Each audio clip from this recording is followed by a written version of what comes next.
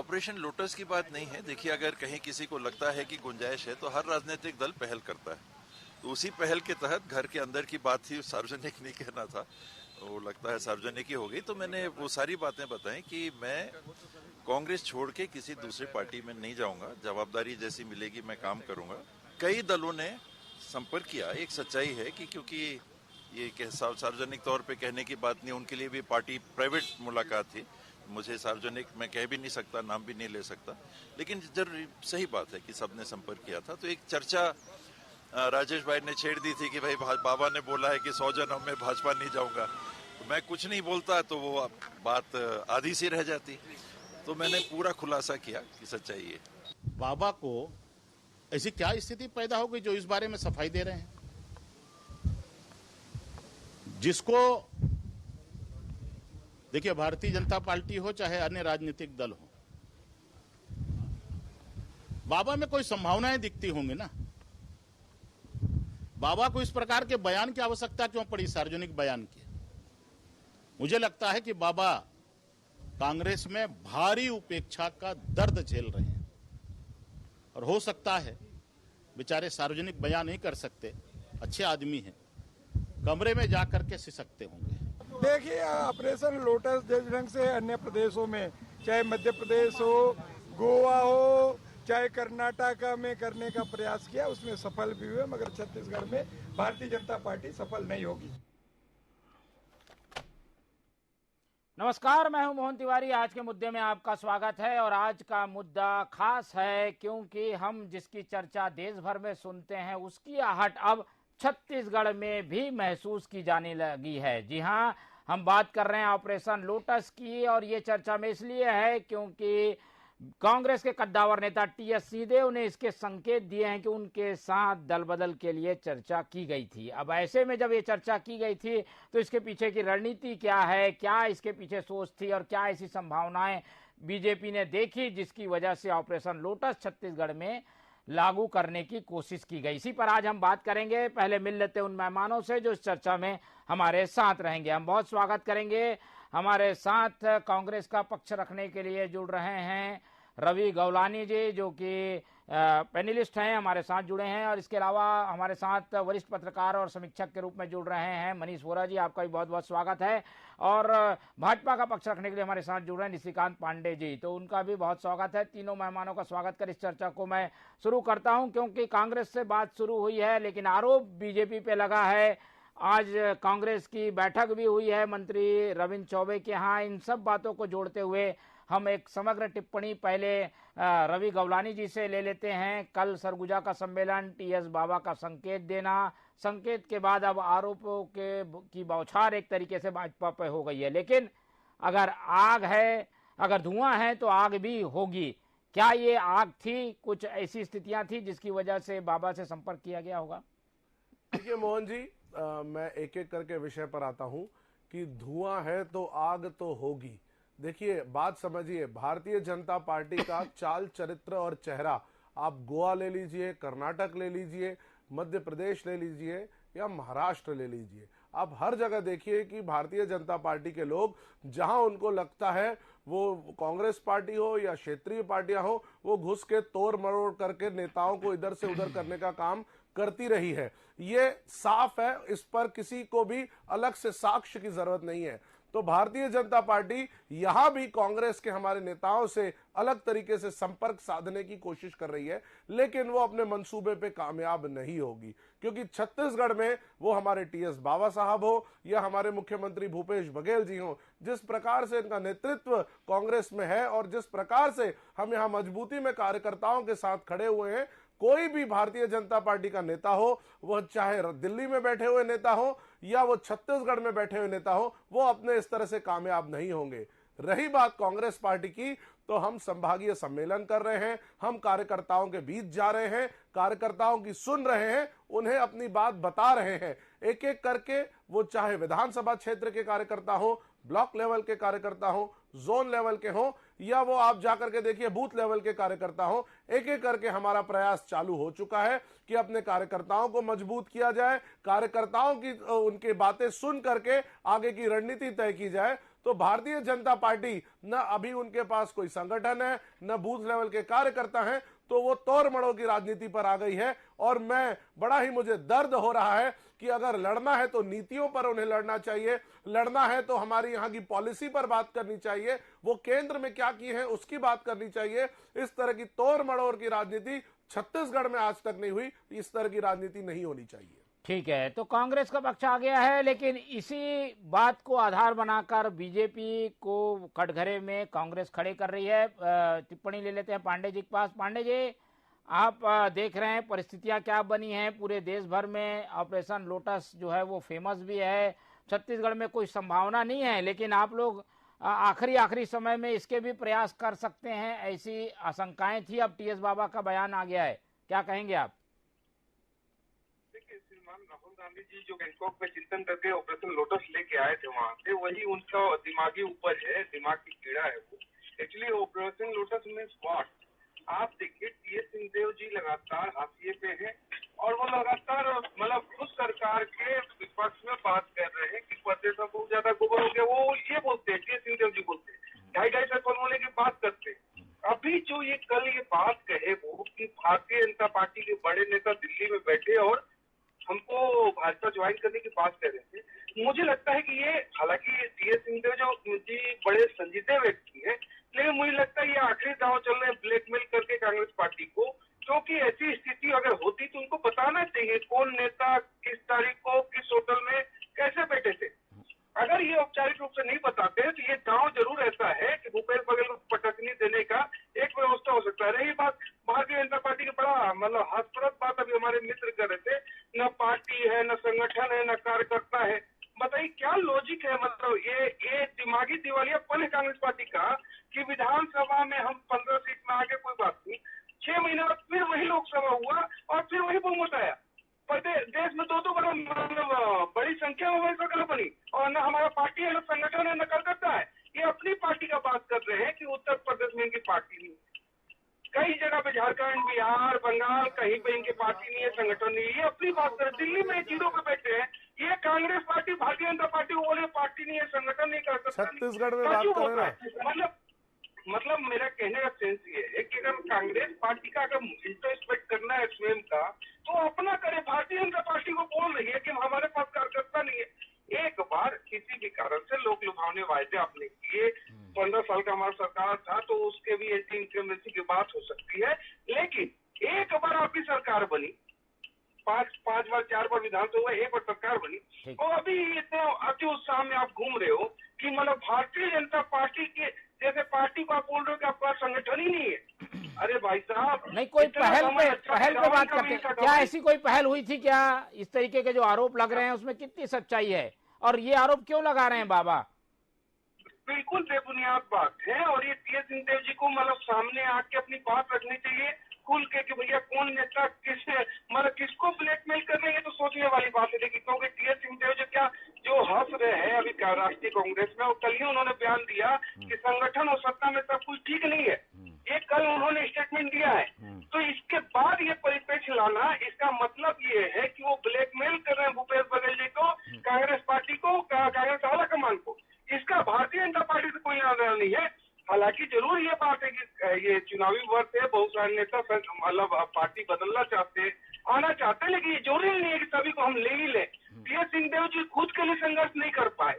जो व्यक्ति अपने कर्म के हिसाब से, अपने योग्यता के हिसाब से लड़ाई नहीं लड़ पाया, अपने वादे जो उनके साथ वादा किया गया था, वो व्यक्ति जनता के हित की बात क्या करेगा? इसलिए ये बेबुनियाद बात है। सीधे से खारिज बीजेपी कर रही है, लेकिन ये कहीं ना कहीं आहट है आगे आने वाले राजनीति की। बात कर लेते हैं मनीष वोरा जी से। मनीष जी, आप क्या देखते हैं? बातें आई हैं, उसमें कुछ ना कुछ सच्चाई भी होगी, हो सकता है कि आरोप थोड़े से अतिशयोक्तिपूर्ण हो, पर कोशिश तो हुई होगी, क्योंकि नाराजगी की बातें भी सामने आ रही थी। अब इन सब से राजनीति में क्या इफेक्ट देखते हैं? बाबा को मना लिया गया है क्या? तभी उन्होंने इस बात का खुलासा कर दिया कि वो कहीं नहीं जाएंगे, पार्टी के साथ रहेंगे। अब वो सम्मेलन में भी बोल रहे हैं ये सब बातें। इससे बीजेपी जो है वो बैकफुट में आ गई है ये प्रकरण के बाद से, ये माने? देखिए मोहन जी, मुझे ऐसा नहीं लगता कि इस प्रकरण के बाद से बीजेपी कहीं बैकफुट में आई है। ये एक बात इसमें देखने की जरूर होगी कि टीएस सिंहदेव जी जो है वो जब से छत्तीसगढ़ में सरकार बनी है उसके बाद से लगातार इस बात को कहते चले आए हैं भूपेश बघेल जी के मुख्यमंत्री बनने के बाद कि मैं कांग्रेस छोड़ करके कहीं जाने वाला नहीं हूं। ये बात उन्होंने पहली बार नहीं कही है, इसके पहले भी वो कई बार इस बात को दोहरा चुके हैं। और अभी जो प्रकरण निकल करके आया है, जो उन्होंने कहा है कि देखिए ये सीधा सीधा वो है, राजनीतिक चल रही है और आने वाले कुछ समय के अंदर छत्तीसगढ़ में चुनाव है, तो ये लोगों का पार्टी में आना जाना, दल बदल, ये सब चलते रहता है, इसमें कोई बड़ी बात नहीं है। और टीएस सिंहदेव जी जो हैं वो बड़े साफ गोई से अपनी बात रखने के लिए जाने जाते हैं और लगता है कि मुझे अभी भी उन्होंने जो बात रखी है बड़ी साफ गोई के साथ में रखी कि हाँ मुझे ऑफर मिले थे। तो राजनीति में इस प्रकार की बातें सीधे तौर पर कह देने वाले मुझे लगता है छत्तीसगढ़ में एकमात्र वो ऐसे नेता हैं जो इस बात को सीधे तौर पर स्वीकार कर रहे हैं कि हाँ मुझसे राजनीतिक दलों ने चर्चा की है। ये भी उन्होंने कहा कि नाम नहीं ले सकता मैं, तो ये भी बात उनकी सच है कि नाम सिधाई का तो नुकसान हो जाएगा बीजेपी को भी और कांग्रेस को भी। जी हाँ, देखिए वही चीज मैं बोल रहा हूँ ना, इसी सिधाई का नुकसान ऑलरेडी उनको हो चुका है, उसका भरपाई वो अभी भी कर रहे हैं। उनके अंदर क्या चल रहा है, देखिए राजनीति में एक चीज सीधी सीधी रहती है कि जो दिखता है वो होता नहीं और जो होता है वो दिखता नहीं है। तो यहां पर भी कुछ ऐसी परिस्थितियां बनी हुई है। और वर्तमान में यदि हम बात करें छत्तीसगढ़ की राजनीति की, तो यहां पर जो आप बात कर रहे थे मोहन जी की ऑपरेशन लोटस को लेकर के, तो ऑपरेशन लोटस यदि जिसको कहा जाता है, जिस जो लगातार निकल करके आता है कि पूरी की पूरी सरकार बदल देना, तो मुझे नहीं लगता कि छत्तीसगढ़ में कोई ऐसी स्थितियां बन सकती है कि यहाँ पर पूरी सरकार ही बदल जाए।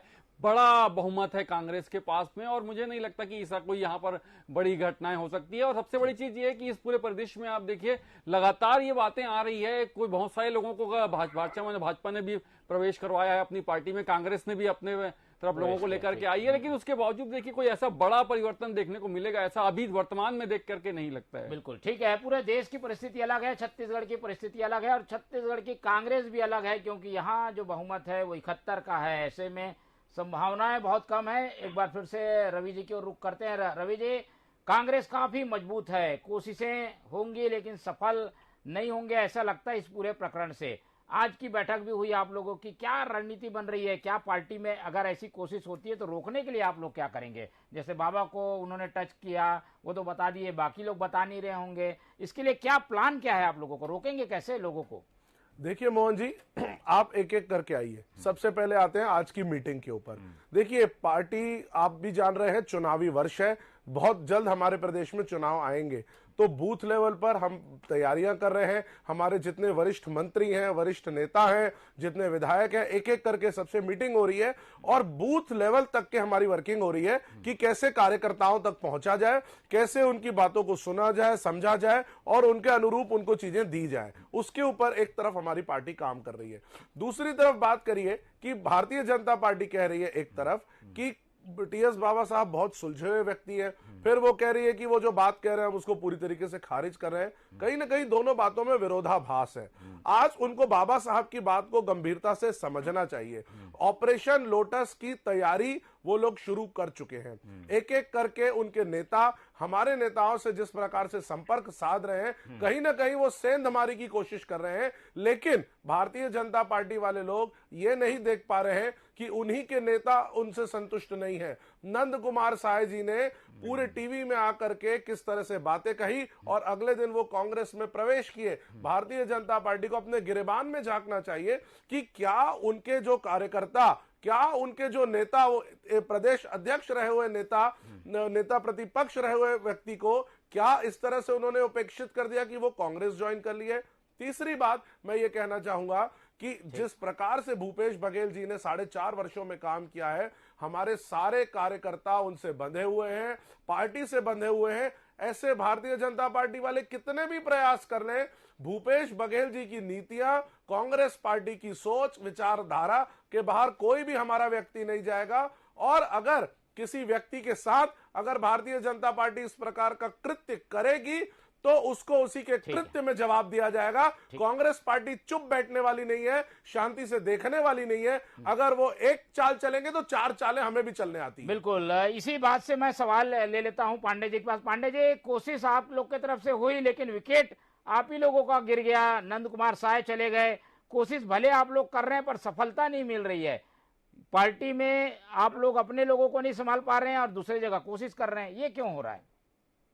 देखिए, नंद कुमार साय जी का अभी 2 दिन पहले स्टेटमेंट आया था कि भारतीय जनता पार्टी ने तय कर दिया 70 साल की उम्र के लोगों को, ऊपर के लोगों को टिकट नहीं दी जाएगी। दूसरा, ये जो उपेक्षित होने वाली बात करते हैं बार बार नंद कुमार साय जी, तो 45 वर्षों में पार्टी ने इनको जितना दिया उतना तो किसी कार्यकर्ता को नहीं मिला होगा। मतलब क्या नहीं मिला उनको? 3 बार सांसद, 3 बार विधायक, 2 बार राज्यसभा सांसद, राष्ट्रीय अध्यक्ष अनुसूचित जनजाति, मध्य प्रदेश अध्यक्ष, छत्तीसगढ़ अध्यक्ष, और क्या चाहिए? और उसके बाद भी तो नहीं रोक पाए आप लोग, रोक क्यों नहीं पा रहे हैं? लेकिन इतना देने के बाद रुक क्यों नहीं रहे नेता, रुक क्यों नहीं रहे? पार्टी से नाराजगी क्या है? देखिए, एक घटना हो गई और वो चले गए, वो लोकतंत्र है, सभी का अधिकार है, उनको जहां जाना है वो जा सकते हैं, उनको हमारी शुभकामनाएं है। वो असंतोष दिखा के जरूर गए हैं, लेकिन कारण कुछ दूसरा बताए थे। लेकिन महत्वपूर्ण विषय जो बता रहे थे हमारे मित्र की टी.एस. सिंहदेव जी को हम लोग संजीदा बोलते हैं। ये देखिए, यही तो लोकतंत्र की खूबसूरती है, जो व्यक्ति जैसा है वैसे बता रहे हैं। लेकिन जो बातें उन्होंने आके टीवी में कही और मीडिया में जो कही, ये बात को बर्डन ऑफ प्रूफ जो होगा ये टी.एस. सिंहदेव जी पे होगा कि आखिर किसने अप्रोच किया, कहाँ अप्रोच किया, कैसे अप्रोच किया। और जो मैं बात कह रहा हूँ, यही बात सचिन पायलट पे लागू होता है। आप देखिए, सचिन पायलट इनके अगेंस्ट में बैठा हुआ पिछले 1.5 साल से 2 साल से। हवाई बात है क्या? मिशन लोटस से क्या लेना देना? क्या छत्तीसगढ़ में अगर 2.5 का फॉर्मूला अगर कांग्रेस वाला कमल ने तय किया था तो रवि जी, बदनाम करने के लिए आप लोग ऐसे आरोप लगा रहे हैं क्या? बीजेपी कुछ कर नहीं रही है, जबरदस्ती आप लोग आरोप लगा दिए। एक बात बताइए मोहन जी, यही बात कर रहा हूँ कि मोहन जी देखिए, आप थोड़ा समय देंगे। अगर 2.5 साल का फॉर्मूला अगर कांग्रेस वाला कमल ने तय किया था, जिसकी स्वीकृति कल भी थी, संपर्क कर रहे हैं, तो क्या वो हवाई बात कह देंगे? जब वो कह रहे हैं कि उनसे संपर्क किया जा रहा है, तो संपर्क किया जा रहा होगा तभी तो कहेंगे ना, क्यों कहेंगे? नहीं तो वो ऐसी बात। ठीक है, ठीक, मोहन जी जल्दी पांडे जी। हाँ, मैं मोहन जी ये कह रहा हूँ कि टी.एस. सिंहदेव जी अगर संजीदा व्यक्ति है, ठीक है, लेकिन वही तो आरोप लगा रहे कांग्रेस पार्टी पे नहीं तो बहुत ज्यादा गोबर हो गया प्रदेश में। ये आरोप कौन लगा रहा है? तो उसको स्वीकृति क्यों नहीं देते? अगर इस बात को आप मान रहे हो कि भाजपा ने अप्रोच किया, तो इस बात को भी मानो ना कि बहुत ज्यादा गोबर हो गया भ्रष्टाचार के कारण, तो उसकी स्वीकृति क्यों नहीं देते हो? कारण क्या लग रहा है? कारण पांडे जी, कारण बताइए। कारण आप लोगों को क्यों आरोप लगा रहे होंगे? बाबा साहब की क्या नाराजगी? वो क्यों पार्टी पे आप लोगों पे आरोप लगा रहे हैं? ये एक उनका स्ट्रेटेजी है, ब्लैकमेल करने का तरीका हो सकता है टी.एस. सिंहदेव जी का। भूपेश बघेल जी जिस तरह से चाल चल रहा है, बताए ना हमारे मित्र कि अगर एक चाल चलेंगे तो हम 4 चाल चलेंगे। तो 65 विधायक दिल्ली पहुंचा दिए कौन? भूपेश बघेल। तो अब टी.एस. सिंहदेव दूसरा चाल चल रहे हैं, ब्लैकमेल करने वाली बात कर रहे हैं। क्योंकि अगर भारतीय जनता पार्टी ने अप्रोच किया है तो मोहन जी, इसका बर्डन ऑफ प्रूफ इस पे होगा कि अगर हमें किसी ने अप्रोच किया तो कौन बताएगा? आप ही बताओगे ना। ठीक है, चलिए, ठीक है, बिल्कुल आपका सवाल जायज है। मैं पूछ लेता हूँ रवि जी से। रवि जी, आप लोगों की सोची समझी रणनीति है दामन में दाग लगाने की, बीजेपी को बदनाम करने की, ऐसा कुछ प्रयास ही नहीं हुआ बीजेपी का, ये कहना है? देखिए मोहन जी, आप एक बात बताइए, आप ही ने शुरुआत कहा था कि धुआं दिख रहा है तो कहीं आग तो लगी होगी। जब एक तरफ भारतीय जनता पार्टी कह रही है कि टी.एस. बाबा साहब बड़े संजीदा व्यक्ति हैं, जो हम पहले दिन से कह रहे हैं, आज अगर वो कह रहे हैं कि मुझे अप्रोच किया गया, मुझसे बात की गई, तो ये बोलते हैं प्रूफ दो, बर्डन ऑफ प्रूफ। अरे एक बात बताइए, क्या आप और मैं अभी कोर्ट में बैठे हुए जो बर्डन ऑफ प्रूफ की बात आ रही है कि आप ये प्रूफ करेंगे? आज अगर एक जिम्मेदार पद पे बैठा हुआ व्यक्ति अगर कोई चीज कह रहा है तो उस बात पे दम होगा। कारण क्या है? कारण क्या है? कैसे क्या बात कह रहे हैं भारतीय जनता पार्टी वाले? कर्नाटक, मणिपुर, मध्य प्रदेश, कितने एग्जाम्पल चाहिए आपको? ऑपरेशन लोटस के कितने एग्जाम्पल चाहिए? देखिए मोहन जी, उनको या तो बोलने दीजिए या मैं बोलूंगा। ठीक है, चलिए पांडे जी के कुछ सवाल है। पांडे जी, क्या सवाल पूछ रहे हैं आप? पूछिए, क्या बोलना चाह रहे हैं? मैं ये पूछ रहा हूँ मोहन जी, चलो टी.एस. सिंहदेव ने ये बोला कि भाजपा ने अप्रोच किया, टी.एस. सिंहदेव ने ये भी बोला कि पीएम आवास नहीं देने का हम इस्तीफा दे रहे हैं। तो राज्य सरकार इस पर क्या कार्रवाई कर रही है? कैसे मीठा हो सकता है, खटा तू हो सकता है? नहीं हो सकता, ये दोहरी शासन नहीं चल सकती। मैं अपने मित्र से पूछ रहा हूँ कि अगर इस्तीफा दिया टी.एस. सिंहदेव ने तो उस पर आपने कार्रवाई की क्या? आज नहीं की ना। यही सवाल है कि जो आपको सूट करता है उसी को लेकर बात करोगे, जो आपको सूट नहीं कर रहा उसको जवाब नहीं दोगे आप। ठीक है, चलिए ये वो कह रहे हैं कि एक तरफ उन्होंने अपनी जो बातें पार्टी को रखी थी वो नाराजगी भरी थी, उसको आप लोग मानते नहीं है, लेकिन दूसरी बात जो कही है उसको मान लेते हैं। बाबा की कोई बात मत मानिए, दोनों बात गलत हो सकती है, ये कहना है। देखिए मोहन जी, एक बात को आप समझिए, आज बाबा साहब की अगर कोई बात थी तो ऐसा किसने कहा कि उनकी बात को ध्यान नहीं लिया गया? उनकी बात को संज्ञान में नहीं लिया गया। आज कांग्रेस पार्टी में बाबा साहब, 2 मिनट निशिकांत जी बोलने दीजिए। अरे मोहन जी आप उनको चुप कराइए, वो बोलने दीजिए। देखिए आज के समय में बाबा साहब हमारी कांग्रेस पार्टी के वरिष्ठ नेता हैं। उन्होंने जो भी बात कही, जो भी बात उन्होंने बोली, पार्टी फोरम में हर चीज पर बात की गई है और उस पर काम किया गया है। बाबा साहब ने आज भी हमारी पार्टी के साथ उतने ही दृढ़ता से खड़े हैं जितना 4.5 वर्ष पहले खड़े हुए थे। आज भारतीय जनता पार्टी पर उन्होंने एक बात कही है कि मुझे अप्रोच किया गया, तो वो क्यों उसको खारिज कर रहे हैं? आप बोल रहे हैं कि प्रमाण क्या है, बर्डन ऑफ प्रूफ। मुझे आप एक बात बताइए, क्या गोवा लोगों ने नहीं देखा है? क्या मध्य प्रदेश में जो हश्र हुआ वो नहीं देखा है? क्या महाराष्ट्र नहीं देखा है? क्या मणिपुर में जो चीजें हुई वो नहीं देखी गई हैं? तो आज आप एक बात बताइए मोहन जी, आप पिछले कितने समय से पत्रकारिता कर रहे हैं, आप सिर्फ ऑपरेशन लोटस पर ही बात क्यों कर रहे हैं? क्या कभी आपने सुना कि इस प्रकार की हरकत कांग्रेस पार्टी ने की है? आप देखिए हर बार भारतीय जनता पार्टी ही एक्टिव होती है, तोड़ मड़ोड़ कर करके लोगों को अपने तरफ लेकर के आ रही रहती है। ठीक है, कोशिश वही होती है जहां संभावनाएं रहती है। पांडे जी ऐसी कोशिशें क्यों करती है बीजेपी बार बार? मोहन जी, इसका 2 पहलू है। आप एक ही बोल रहे हो कि भाजपा तोड़ने की कोशिश करती है और आपके विधायक टिकाऊ है, ये आप कहना चाहते हो कि आपके जितने विधायक या सांसद देखिए आप ये गलत बात है। आप तोड़ रहे हैं, आप तोड़ रहे हैं, लोकतंत्र को भंग करने का काम आप कर रहे हैं। देखिए बिकाऊ जैसे शब्द का मैं खंडन करता हूं, मैं खंडन करता हूं इस तरह के शब्दों का। ये मर्यादाहीन शब्द है। तोड़ आप रहे हैं, प्रक्रिया आप करते हैं। ठीक है, चलिए पांडे जी जल्दी स्पष्ट। मोहन जी लोकतंत्र की बात ये कर रहे हैं जिसकी नेता कल ही के तारीख में आज से 48 साल पहले हाई कोर्ट से अयोग्य घोषित हुई थी। दूसरे नेता अभी गुजरात के कोर्ट से अयोग्य घोषित हुए। अयोग्य हुए हो तो अलग विषय है, अयोग्य हम पहले से मानते हैं और बोलते हैं कोर्ट का मामला है, सब जुडिस है। लोकतंत्र की बात कर रहे हैं। लोकतंत्र में जितने भी संवैधानिक संस्था है उस पर कोई व्यक्ति भरोसा नहीं करता कांग्रेस पार्टी का। ये लोकतंत्र की सम्मान की बात करते हैं। लोकतंत्र में देश के पीएम के सम्मान नहीं करते, ये लोकतंत्र की बात कर रहे हैं। अरे इतना बड़ा भ्रष्टाचार किया, ईडी जब कार्रवाई कर रही है तो संवैधानिक संस्थाओं के सामने जाके वहां प्रदर्शन करते हैं। चले विषय में आते हैं, चलते हैं। प्रकार की बातें हो रही हैं। वोरा जी की तरफ चलते हैं। वोरा जी से एक्सपर्ट कमेंट ले लेते हैं। इस तरीके की राजनीति का छत्तीसगढ़ में कोई अच्छा इतिहास नहीं रहा है और कोई फायदा नहीं हुआ है। वोरा जी, अगर ऐसा कोशिश भी होता है तो, लेकिन आपका क्या मानना है? अभी परिस्थितियां बदल गई है, राजनीति भी बदल गई है, ऐसी कोशिशें हमें और आगे देखने को मिलेगी, लेकिन फायदे के बारे में आप बता दीजिए, इफेक्ट क्या होगा ऐसी चीजों का? देखिए मोहन जी, सबसे पहली चीज तो ये कि छत्तीसगढ़ में इसके पहले भी इस तरीके के प्रयास हो चुके हैं और उसमें मुझे लगता है कांग्रेस की सरकार थी और अजीत जोगी ने भाजपा का बड़ा एक धड़ा तोड़ करके कांग्रेस में मिलाया था। तो ऐसा नहीं है कि छत्तीसगढ़ में ऐसा हुआ, ये नहीं है, या कांग्रेस ने ऐसा कहीं किया नहीं है, ये बात तो कतई नहीं है। दूसरी चीज ये थी कि ये लगातार कहा जा रहा है कि टीएस सिंहदेव जी को लेकर के कहा जा रहा है कि उनकी अभी में देख रहा था भाजपा के प्रवक्ता कह रहे थे कि वो 2 तरफ बात कर रहे हैं। देखिए ऐसा नहीं है। और एक सबसे महत्वपूर्ण चीज इसमें यह है कि टीएस बाबा ने जो अपना बयान दिया है उसमें कहीं भी उन्होंने किसी भी दल का नाम नहीं लिया है। ठीक है, ये सीधे तौर पे कहा जा सकता है, एक कल्पनाशील बात हो सकती है कि उनके पास बीजेपी से ऑफर हो सकता है, उनके पास आम आदमी पार्टी से वो ऑफर आया हो, बीजेपी से आया हो, ये इस बात का कहीं कोई निश्चित रूप से प्रमाण तो नहीं है और उन्होंने कहा भी नहीं इस बात को। लेकिन एक चीज ये है कि यहाँ पर इस प्रकार का जो आप कह रहे थे कि छत्तीसगढ़ के इतिहास की यदि हम बात करें तो छत्तीसगढ़ में इस प्रकार की घटना जब इसके पहले भी हुई है तो उसका जो परिणाम देखने को मिला है वो बहुत अच्छा देखने को नहीं मिला है। चाहे हम बात कर लें भाजपा से जो लोग कांग्रेस में गए हैं उनकी बात कर लें, या कांग्रेस के लोग निकल करके भाजपा में गए, उनका असर बहुत अच्छा देखने को कतई नहीं मिला है और छत्तीसगढ़ की जनता ने उनको माकूल जवाब दिया है। जब इस तरीके की स्थिति देखिए, तरुण चड्डा जी जब गए थे 14 लोगों को लेकर के गए थे और उनमें से अधिकांश लोग चुनाव हार गए थे। उसी प्रकार आप देखिए पीआर खूंटे गए थे, इसके प्रकार और भी लोग गए थे। तो जिस प्रकार जिन लोगों ने दल बदल किया उनका कोई अच्छा असर छत्तीसगढ़ में नहीं हुआ है।